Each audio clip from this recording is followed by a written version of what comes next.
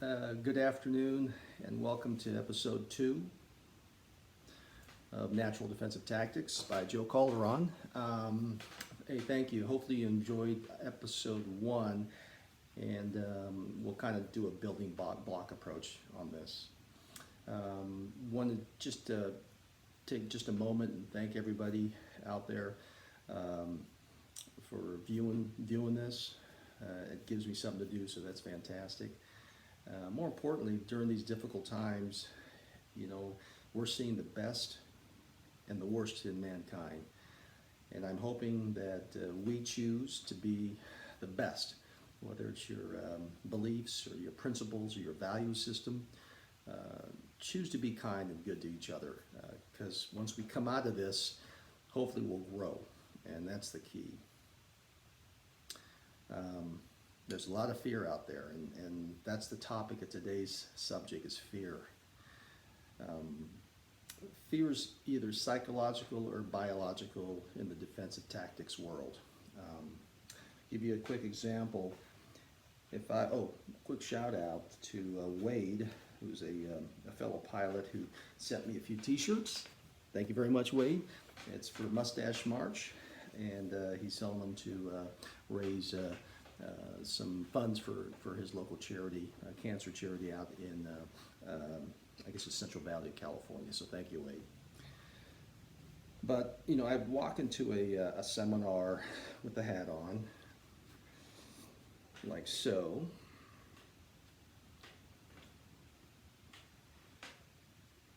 And just do that. Versus same hat with a Michael Jackson pen. Same props. Both of them are considered contact weapons unless I open the blade of this. Same guy. Nothing changed. But your body reacts differently to the first guy versus the second guy. Or maybe not at all. But typically, you will. And that's really the biological fear and psychological fear work in unison. Biological fear is what your body does to prepare for battle. You're going to have tunnel vision. You're going to focus primarily on the target, the actual fear itself. So whether it's a weapon or somebody running at you, that's what you're going to primarily focus on. You're going to have some auditory exclusion. Your ears are going to focus totally on what the threat is. So a lot of the periphery, vision-wise, and hearing is lost. It's not important. So you'll hear things in the background, instructions, and you won't hear any of that stuff. And when I was in coaching, whether it was boxing or Muay Thai or MMA, the coaches would always be told, hey, seconds out, those last 30 seconds of that guy, grab him and tell him the instructions because he's focused on you. Once the bell rings, he goes out there, he doesn't hear a thing. That's the threat. Your breathing will go up. Your breathing rate will just absolutely skyrocket in fear. So if you're sitting at 60 to 80 beats per minute, typically just resting, it'll shoot up over 200. And now you're going to lose all your fine motor skills and most of your moderate motor skills. And so you don't want to base a system off of just those types of things. There are some techniques, what we call tactical breathing, to bring it back down to maybe 115 to 130 so you can still function, fight, and escape. And we'll talk about that later. The other thing you're going to get also is the body knows to pump blood to the vital organs so you can survive the fight, continue the fight. So you can actually, when your heart rate goes up, you can actually pinch your fingers, really good, and not even feel them because the body is saying that's not important. I'm not going to send wasted effort out to those outer extremities. The extremities I need are the big muscle groups. So that's the biological fear. The psychological fear plays into that. That's walking to a dark room. That's hearing a loud noise somewhere. That's the perception of maybe going into a bar and seeing that character with the hat on, maybe some scars, cauliflower ear, big UFC t-shirt, and thinking, wow, this guy's a badass. In reality, he may suck at it because that's why he's got scars. He's got no defense. So you're giving him skills that he hasn't even earned yet.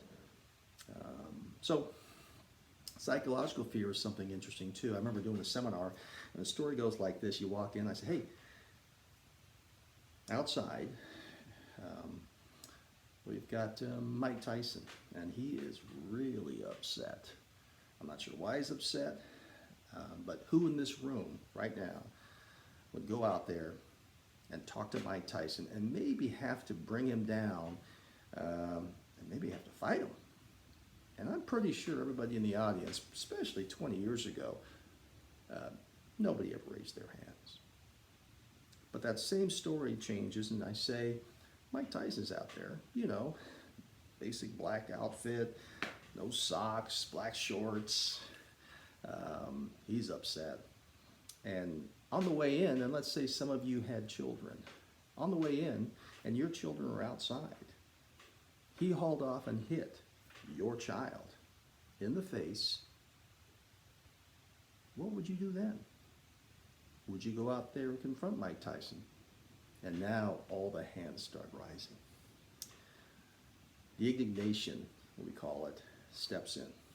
And all of a sudden, what made you brave enough courage in less than 15 seconds of that story to say, you know what, not on my watch.